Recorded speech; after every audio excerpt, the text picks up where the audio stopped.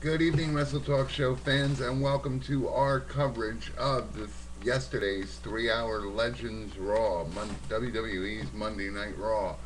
All that and more, plus your news, bits, rumors, and wrestling on today's episode. Let's kick off this installment by giving you the rundown of the matches. The first match was Dolph Ziggler versus Mark Henry in a non-title match. Uh, Ziggler picks up the win in 4 minutes. Next is Heath Slater versus Justin Gabriel. Heath Slater and Justin Gabriel versus the Hart Dynasty. Uh, Slater and Gabriel win in just about 3 minutes. Ezekiel Jackson, the Brooklyn Brawler, is your third match. Jackson picks up the win in under a minute or at a minute. Next up, John Cena versus Alex Riley. Cena picks up the victory in 4 minutes. Next up, Santino and Vladimir Kozlov versus the Usos for the number one contendership for the tag team titles. Um, nice match, nice run. 8 minutes worth of wrestling. Vladimir and Santino are your number one contenders at Survivor Series.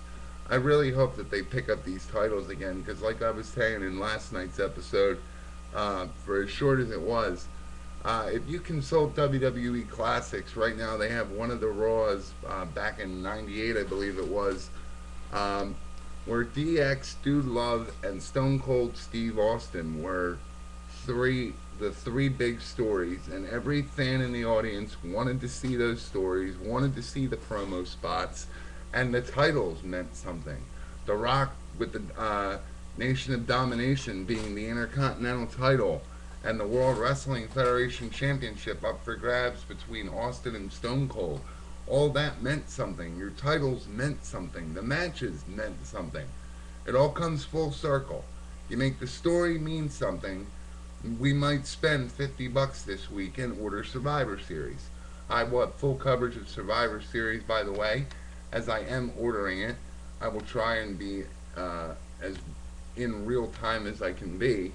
I know last night being an example, I started off covering Raw and then got into it and got a little tired, so the coverage didn't last that long. So this will recap, and this episode will probably be 2 parts because you had your matches and then you had your Survivor Series hype that was really, really good. Bringing some of these legends back was not a bore and a mistake like some of us thought.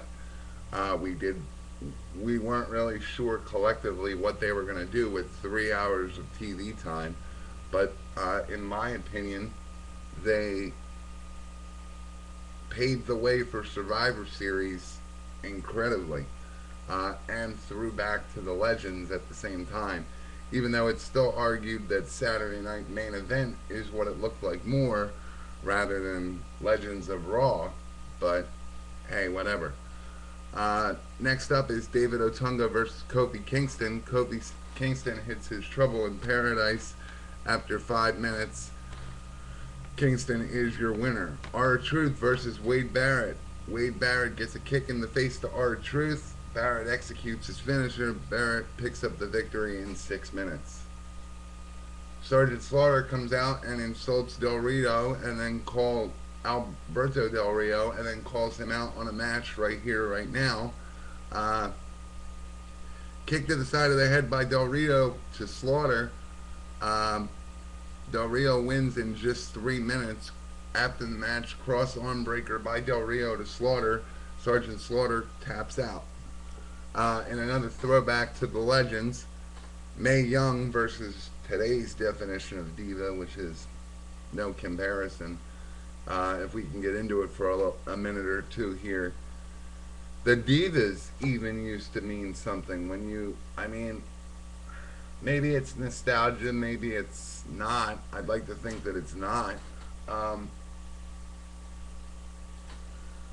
I guess it all comes back to taking the wrestler out of the female persona because a couple of them can wrestle, but if you remember just a couple years back when Trish Stratus, for example, came out to defend her WWE title, you seen wrestling and not just a throwback. Now, Mae Young isn't the best example for the nitty gritty match, considering her age and how long it's actually been since she's wrestled a formal match. So they were right to protect her, and Mae Young gets the 3 count by putting her foot on Melina in just a minute. Mae Young picks up a victory that my emphasis is didn't mean anything at all. It was a throwback, but it didn't make any of your divas stand out. It was a throwback simply to the legends because they never want the divas to stand out. It's kind of a shame that it all relies on people like Triple H, Taker, and today's superstars, that they don't try and emphasize on that female demographic that does watch wrestling and wants to see chicks kick ass. Uh, I, for one, hate. I'm sorry to use her as my only example, but I enjoyed watching the women's division, knowing that after the Attitude Era, the women's division seemed to mean something. You had Trish Stratus, who we watched become from eye candy to wrestler when she was with Test and Albert, TNA, their team name back in the day. We watched her build herself into a wrestler. It wasn't overnight. It wasn't in your face as soon as she debuted. We watched her being built, and that was something you do not see anymore. But they brought back a lot that you don't see anymore, so I guess the flaws can't really be called out. But if you don't make mistakes, you don't learn, and it seems like with both companies, WWE and TNA alike, they don't seem to learn from their mistakes. Next up, Daniel Bryan versus Jack Swagger with old school Jim Ross. Good old JR to call the Daniel Bryan match. Gives Daniel Bryan credit, says that he took the long road to WWE, which if you're a wrestling fan, you know to be the truth. Daniel Bryan made his success in the independents and then came to WWE. JR called it earning his stripes, which couldn't have been worded better.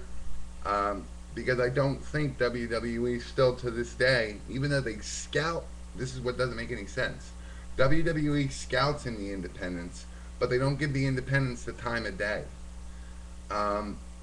My philosophy has always been to watch my competitors, watch the little guys even, because you never know when that little guy is going to make a major move. And for them to have Michael Cole over the last couple of weeks like he's been, I know it's an angle, but to discredit,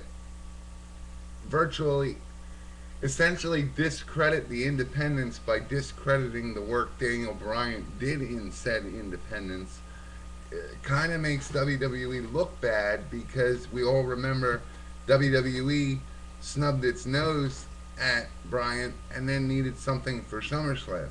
So wound up calling Bryan back, telling Bryan to finish out his other commitments and they would work something out.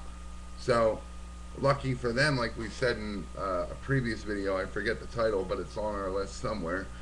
And if not, it can be found at WrestleTalkShow.webs.com, this and all the other videos. They should pay a little more attention. To bring it back to what I was getting at, is they wound up realizing their mistake before it evolved into a mistake. So lucky for them, they were able to get it back. Nice match, 11-minute run. Daniel Bryan wins with a high round kick to Jack Swagger.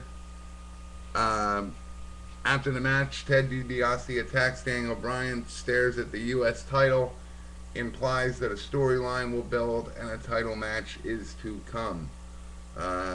Maybe on the fly at Survivor Series, who knows? We'll see. Then you have your overrun, which Roddy Piper couldn't have done better. Piper returns to hype up the Survivor Series pay-per-view, stands up to Wade Barret,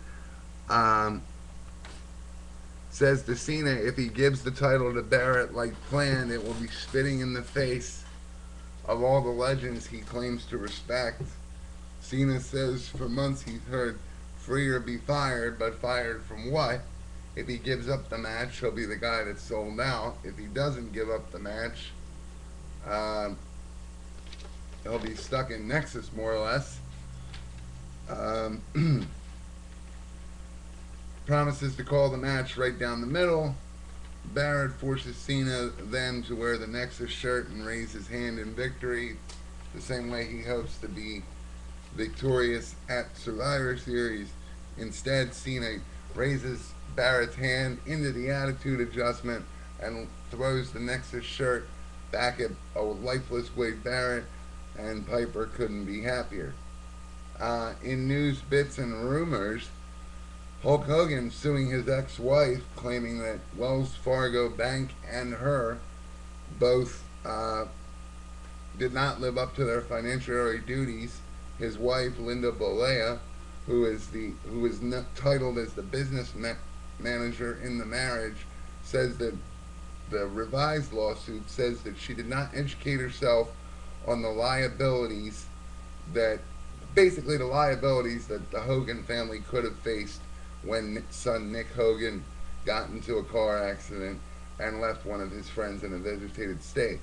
Hogan states that his net worth at the time of the accident was $30 million with an annual multi-million-dollar income, and that his assets were exposed because he only had, thanks to wife slash business manager, he only allegedly had $250,000 worth of coverage on each per person in the event of an injury or an accident.